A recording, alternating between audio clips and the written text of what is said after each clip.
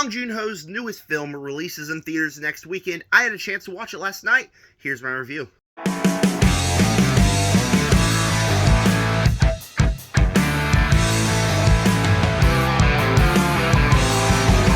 Alright, so this is my introduction to Bong Joon-Ho. I haven't seen any of his other movies, but I did put out a poll on my channel yesterday asking you guys if you would watch reviews of Snowpiercer and Parasite if I watched them next week. You guys did say yes, so stay tuned for reviews of those movies.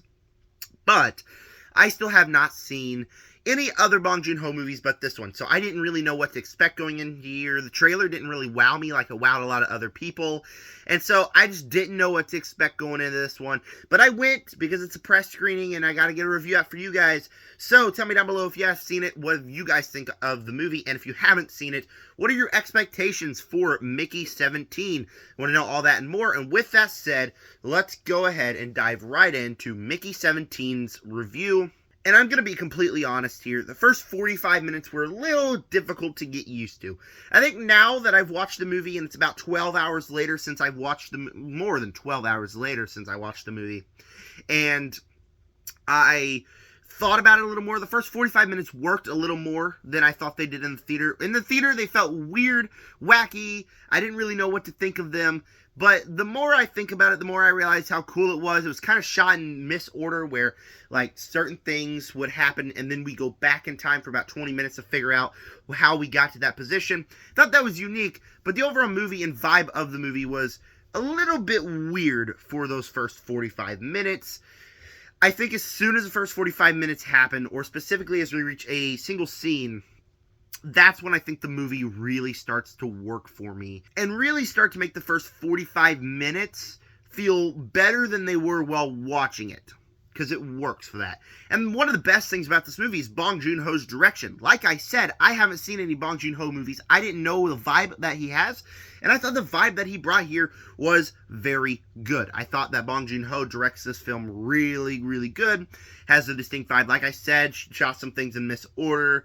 I mean, just the vibe, the weirdness, the wackiness of the movie. I thought the direction was pretty unique and pretty good. And so that's why I'm more interested in watching other Bong Joon-Ho movies now, because I thought the movie worked. I thought it was unique. I thought the directing was different and unique, and that was one of the best things about the movie. But I'd say specifically the best thing about the movie is the cast here. We have a stacked cast here. Robert Pattinson plays two characters. He plays Mickey 17, Mickey 18, and Mickey 1, 2, 3, 4, 5, 6, 7, 8, 9, 10, 11, 12, 13, 14, and 15, and 16. He plays all of them. And I think he's really good in the movie. Just like the movie and the direction, the cast does take some getting used to. Robert Pattinson's character was a little bit weird. They did some weird things with the character in the beginning. But as soon as you get used to him, he's really, really good. And specifically as Mickey 18, I feel like he is absolutely phenomenal in the movie. Robert Pattinson definitely has some range. I mean, he was a dude in Twilight. He was the Batman. He still is the Batman. And he's playing this guy. So Robert Pattinson has some range. But I think the main role that really, really works in here is Mark Ruffalo. I think Mark Ruffalo is absolutely incredible in this movie. He plays weird, wacky, crazy. All the comedy and the humor that he brings to this film really, really works. And he distinctly fits the vibe here with his performance. And I think it is fantastic.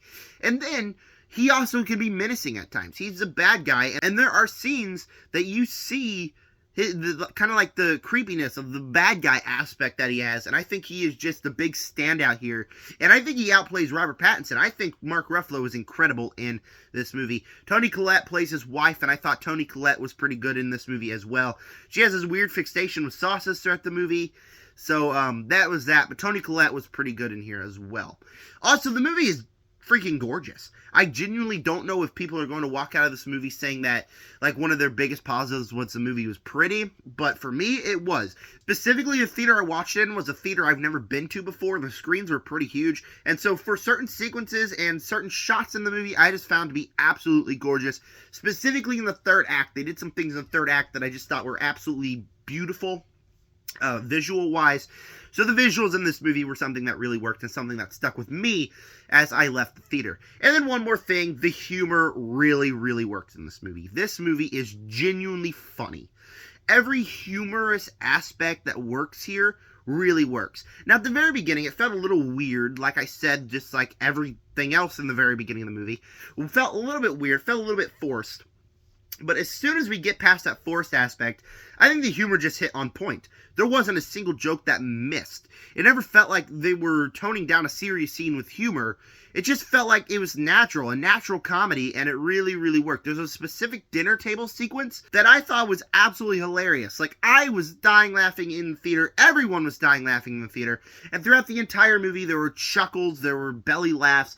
The movie genuinely was funny, and the humor and the comedic timing felt natural and felt perfect. So combine that with the weird and wacky vibe of the movie, the cast, the story, the visuals, everything was a movie that I wasn't necessarily looking forward to, but I'm glad I watched it, and I really did enjoy Mickey 17 as a weird and wacky sci-fi movie. I thought this was a really, really good movie. Also, I did think the story really, really worked here. It's more centered, more character-centered than I thought it would be. It's more like less fate of the world type stuff, more focused on the characters, but I thought the story had enough layers to it. You had the overall main plot, and then you have a second plot, and then kind of like a third plot that comes crashing in after a joke in the first act of the movie.